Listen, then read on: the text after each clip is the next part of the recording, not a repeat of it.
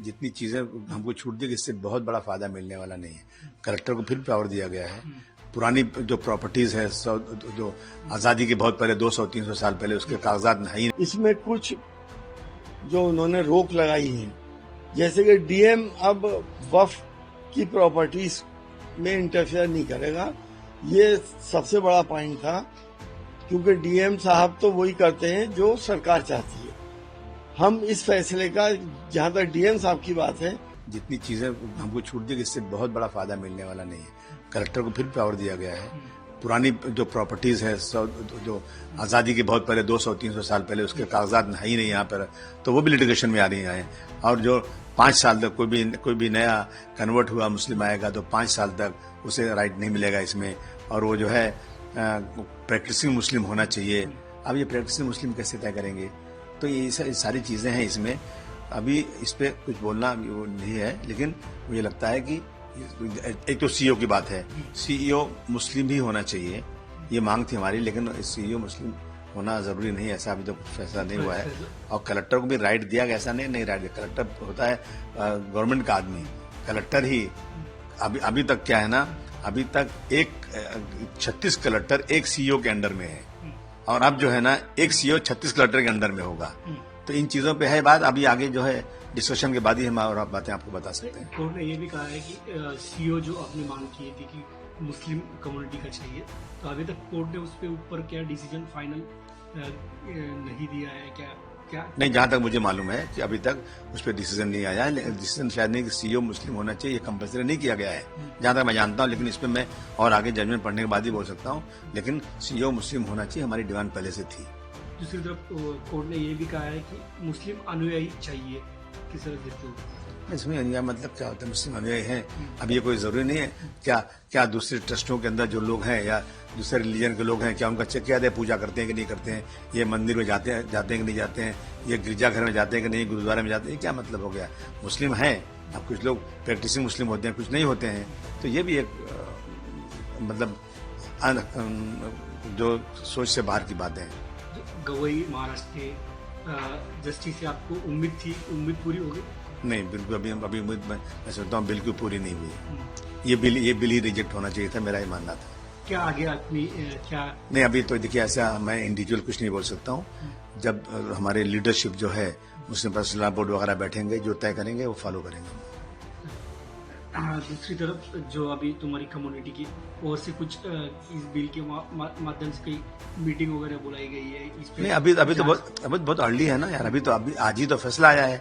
Meeting जरूर बुलाई जाएगी इस पे, 100% हर जगह मीटिंग बुलाई जाएगी और बहुत गंभीरता के साथ सोचा जाएगा कि हमारी वो जमीनें जो हमारे पुरखों ने अल्लाह के नाम पर दी हैं, उन जमीनों को नुकसान न पहुंचने पाए, उस पर क्या कदम उठाना चाहिए वो जरूर। इसमें कुछ जो उन्होंने रोक लगाई है, जैसे कि डीएम अब वक्फ की प्रॉपर्टीज में इंटरफेयर नहीं करेगा, ये सबसे बड़ा पॉइंट था, क्योंकि डीएम साहब तो वही करते हैं जो सरकार चाहती है। हम इस फैसले का, जहां तक डीएम साहब की बात है, स्वागत करते हैं। और बाकी चीजें के वक्फ के अंदर नॉन मुस्लिम को उन्होंने अलाउ कर दिया है। ना तो इस्लामिक कानून नॉन मुस्लिम जानते हैं और ना ही मुसलमान हिंदू पर्सनल लॉज को जानते हैं। कल को मुसलमान भी ये कहेंगे कि साहब हमें भी मंदिरों के ट्रस्ट में रखा जाए, तो क्या सुप्रीम कोर्ट इस बात को अलाउ करेगा? क्या अलाउ करना चाहिए?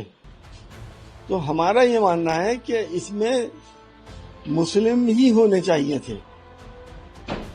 भले से महिलाएं का भी कुछ परसेंटेज होता, लेकिन नॉन मुस्लिम होने का इसके अंदर कोई औचित्य नहीं है।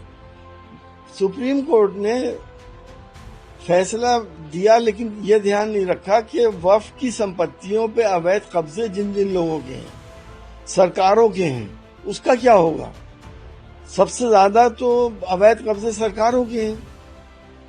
क्या सुप्रीम कोर्ट उन संपत्तियों को फ्री कराएगा सरकार से, और अवैध कब्जों से जो पब्लिक ने कर रखी है? क्या 2-2 रुपए 4-4 रुपए किराए वाले जो लोग रह रहे हैं वक्फ की संपत्तियों में, उनके लिए सुप्रीम कोर्ट ने कुछ सोचा? आज के दौर में के हिसाब से वो किराए क्यों नहीं बढ़ने चाहिए? तो बहुत से सवाल हैं इसमें। सिर्फ जो रोक डीएम वाले मसले पे उन्होंने लगाई है उसका स्वागत हम करते हैं और हम यही चाहेंगे कि इसके अंदर इस्लाम के जानने वाले रहने चाहिए, क्योंकि ये इस्लाम से जुड़ी हुई चीज है, इस्लाम के कानूनों से जुड़ी हुई चीज है। साथ ही दूसरा क्रिकेट मैच तो हो गया, विरोध भी कर रहे थे आपने भी इसका विरोध किया। मैच हो गया, उसके बाद तमाम तरीके की बयानबाजी आ रही है, कोई कह रहा है मैच फिक्स था, कोई जो है किसी और तरीके से रिएक्शंस दे रहा है कि टीम ने अच्छा किया। तो आपका अपनी प्रतिक्रिया क्या है इस पूरे मैच को लेकर? देखिए, मैं इसके पहले भी खिलाफ था और आज भी मैं इसके खिलाफ हूँ।